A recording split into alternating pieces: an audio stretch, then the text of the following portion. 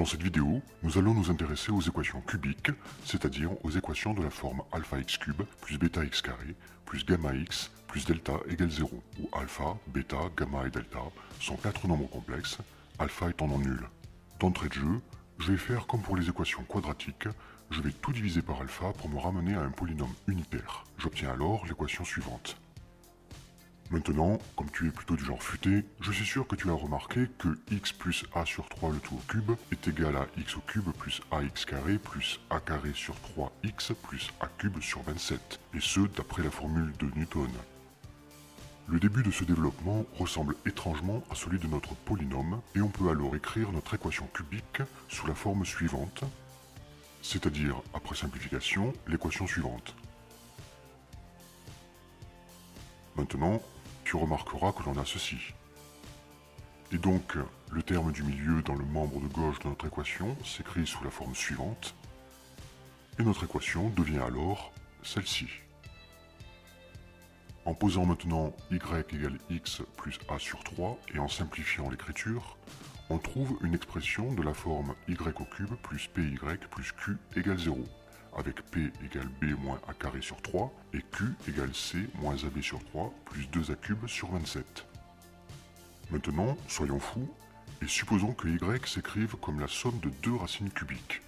On peut alors écrire Y égale racine cubique de U plus racine cubique de V.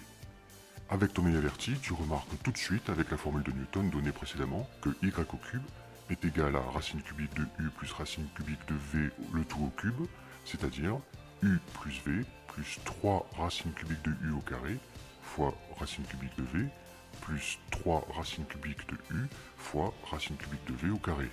C'est-à-dire, en simplifiant un peu la fin de l'écriture, Y au cube égale U plus V plus 3 racines cubiques de UV facteur de racine cubique de U plus racine cubique de V. Et donc, l'équation y cube plus py plus q égale 0 devient u plus v plus 3 racines cubiques de uv facteur de racine cubique de u plus racine cubique de v plus p facteur de racine cubique de u plus racine cubique de v plus q égale 0, soit en simplifiant l'équation suivante. On se dit alors que si u plus v plus q égale 0 et 3 racines cubiques de uv plus p égale 0, alors c'est gagné. Concernant le premier terme, u plus v plus q, il est nul si u plus v égale moins q. On se retrouve alors avec le système suivant, c'est-à-dire en élevant au cube les membres de la deuxième équation. On se retrouve donc à chercher deux nombres u et v connaissant leur somme et leur produit. Et ça nous rappelle ce que nous avons vu dans le chapitre sur les équations quadratiques. Donc, on est sauvé. En effet, si S désigne la somme et P le produit de deux inconnus, alors ces inconnus sont solutions de l'équation quadratique x carré moins sx plus p égale 0. Et donc ici, u égale moins q sur 2 moins racine carrée de p cube sur 27 moins q carré sur 4, et v égale moins q sur 2 plus racine carrée de p au cube sur 27 moins q au carré sur 4. Ainsi, une solution de notre équation cubique y au cube plus py plus q égale 0 est la somme de ces deux valeurs, à savoir ce qui s'affiche à l'écran. Nous avons ainsi obtenu une formule en fonction des coefficients de notre polynôme de départ, faisant intervenir les quatre opérations de base, addition, soustraction, multiplication et division, et de racines, ici racine carrée et racine cubique.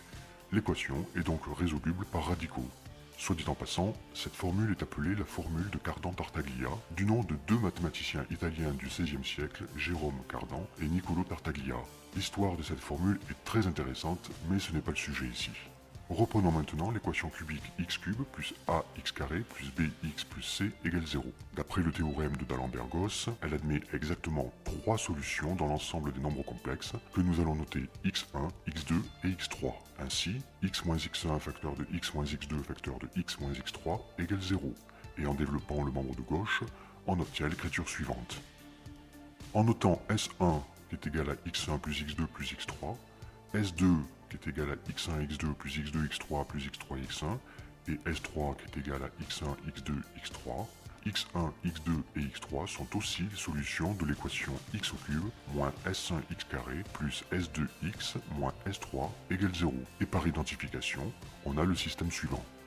Ce qui est intéressant, c'est que les trois polynômes à trois variables S1, S2 et S3 sont symétriques, c'est-à-dire que tu peux permuter les variables, ça donnera toujours le même résultat. Et plus encore, ils sont exprimables en fonction des coefficients du polynôme cubique initial. D'ailleurs, Newton a réussi à démontrer que n'importe quel polynôme symétrique en les racines pouvait s'exprimer en fonction des coefficients du polynôme initial, et ce, quel que soit le degré. Mais ça, c'est une autre histoire.